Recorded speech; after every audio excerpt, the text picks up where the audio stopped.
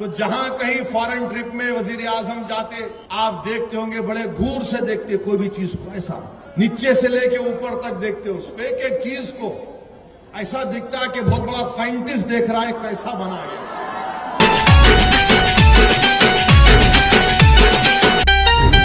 रुको जरा, सब्र करो। तो वजीर आजम रियाद में एक तोप को देखे, तोप को आगे पीछे राउंड मारे, उसके देखकर फिर एक सऊदी शेख खड़ा हुआ था, उससे पूछे ये कितना दूर फेंकती, तो वो देख के बोला, प्राइम मिनिस्टर को देखा, वल्लाही तुमसे कम फेंकती।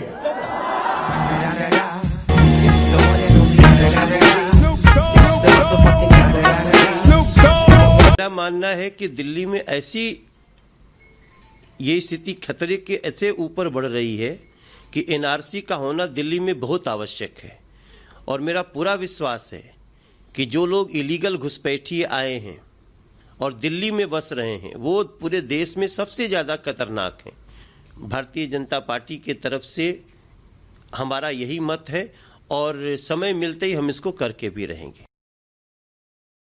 जो फाइनल लिस्ट आ चुकी है, हम वज़ीर दाखिला जनाब अमित शाह साहब से पूछना चाहते हैं कि आपने एक बात कही थी कि 50 लाख घुसपैठी आसाम में है, अब वो झूठ बोल रहे थे या एनआरसी सच कह रही है?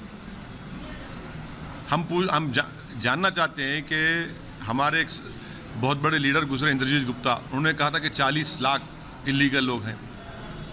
एसके सिन्हा ने कहा था कि पूरे आसाम के डिस्ट्रिक्ट्स मुस्लिम मेजॉरिटी हो जाएंगे। श्री प्रकाश जायसवाल जब भी हैं, कानपुर के सांसद रह चुके हैं और एमओएस होम थे, उन्होंने पार्लियामेंट में कहा कि 50 लाख। अब इन सब से हम पूछना चाहते हैं, भाई आपने जो एक क्या बोलते हैं मिथ खड़ा किया था, जो हवा खड़ा किया था, वो तो ख़त्म हो गया।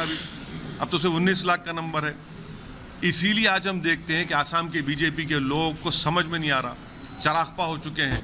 सुन, मैं वापस आ गया, तू फिर से डरेगा, जिस तरह फ्लॉप हुआ। जो लोग ये कह रहे हैं कि इसकी टाइमिंग क्या है, अरे टाइमिंग तो और लोगों के पास भी है।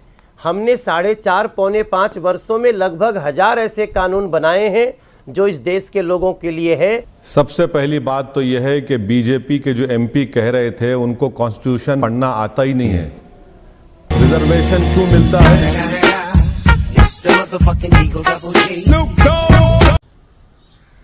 साले यहाँ बैठे छुटभैया नेता, छोटे छोटे बच्चों के साथ नेतागिरी करते हो। अबे अपने क्षेत्र में जाओ, थोड़ा मोटिवेशन दो लोगों को। और कल रात वहाँ थे, सिनेमा देखने गए थे। कौन सा सिनेमा? दिलवाले दुल्हनिया ले जाएंगे। बेटा तुमसे ना हो पाएगा।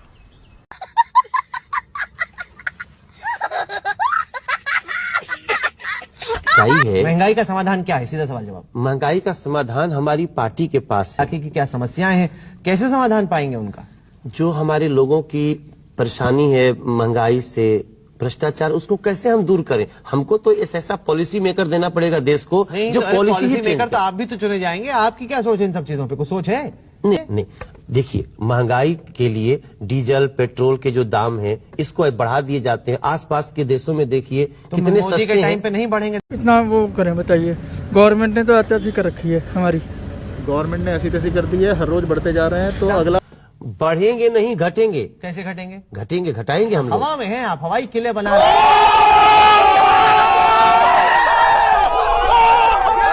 वो समय था यूपीए सरकार का, जब क्रूड ऑयल कच्चे तेल की कीमत $100 प्रति बैरल के आसपास रहा करती थी और पेट्रोल का दाम 70-80 के बीच रहता। तब जनता पेट्रोल की कीमतों के खिलाफ सड़कों पर उतर जाया करती थी। नेता बैलगाड़ी चलाया करते थे। लोग विरोध के रूप में अपनी बाइक तक पानी में फेंकने लगे थे। बड़े बड़े अभिनेता तक करोड़ों कमाने वाले पेट्रोल डीजल की कीमतों से परेशान थे। भारत बंद तक का आह्वान किया गया था। लेकिन आज जब क्रूड ऑयल की कीमत $50 प्रति बैरल के आसपास है, उस समय की तुलना में आधी है, तब पेट्रोल के दाम 80-85 से लेकर 90 तक छू रहे हैं। 28 रुपए के बेस प्राइस वाला पेट्रोल जनता तरह तरह के टैक्स देकर 85 रुपए में खरीद रही है। तो क्या अब पेट्रोल डीजल के दाम जनता के लिए कोई मुद्दा नहीं है? क्या लोगों को इससे कोई फर्क नहीं पड़ता? यही जानने के लिए हम पहुंचे हैं लोगों को। कुछ नहीं, गवर्नमेंट जो है ये सब इनके नाटक ही हैं और ये सब डीजल और पेट्रोल के थ्रू अपना रेवेन्यू, जो भी पेंडेमिक में रेवेन्यू इनका लॉस हुआ है, ये कर रहे हैं। वरना चाहते तो बहुत पहले से इनका प्राइस कम कर सकते थे, बट ये कर नहीं रहे हैं जानबूझ के, और ये इनके टैक्टिक्स ही हैं जिससे कि जनता को लूटने का ही तरीका है। आप कैसे बनवा देंगे मेट्रो? बनवा देंगे मेट्रो मोदी को कह के? मोदी जी के पास प्लान है, दिल्ली का बहुत बड़ा प्लान है। क्या प्लान है, आपने देखा है? जी देखा नहीं है, लेकिन मुझे पता है। कैसे मालूम? आप कुछ भी कह देते।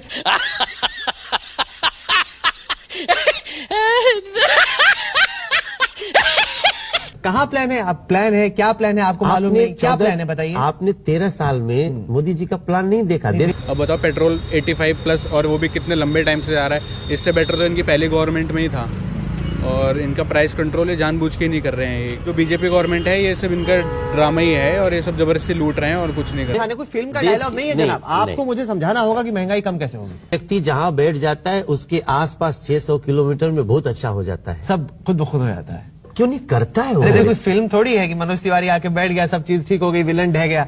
यहाँ तो करना पड़ता। इन दोनों का कोई कसूर नहीं है, ये हम इंसानों का कसूर है। हमने जंगल काटे हैं तो ये इधर आए हैं।